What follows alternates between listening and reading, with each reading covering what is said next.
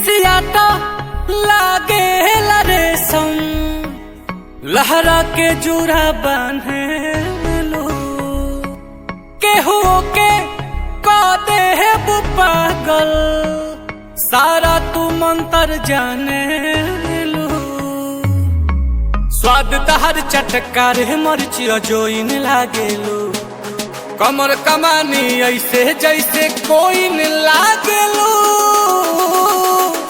झटक के तू मटक के चले लो, ए जान साचो फिल्म के हीरोइन लागेलो। झटक के तू मटक के चले लो, ए जान साचो फिल्म के हीरोइन लागेलो।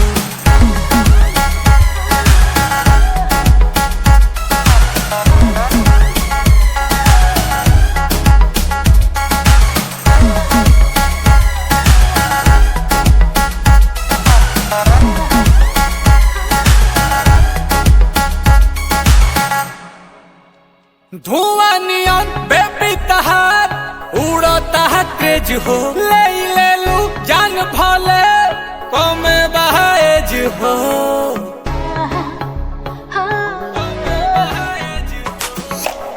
देहबा मिसाइल तहार जिएलू दम में, मौरी वरी चाहिए है रही जे भरम में। और तू ही हमारा चेहरा के गोलोइंग लागेलो, और करे नी तो के फालो हमार फॉलोइंग लागेलो।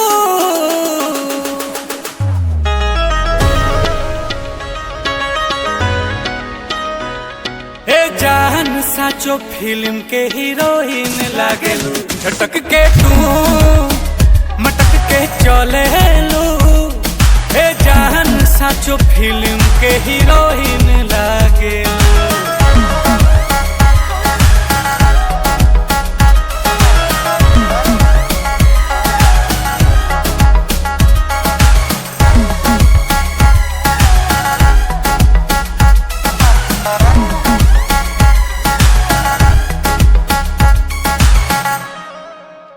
बोली तहार चीनी से भी लागेला मीठ हो, चिख ले ही जदी के हो जाई ढिठ हो।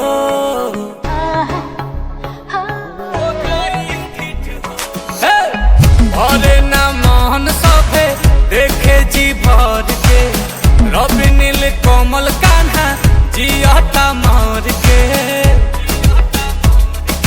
नील कमल के दिल में आ जाए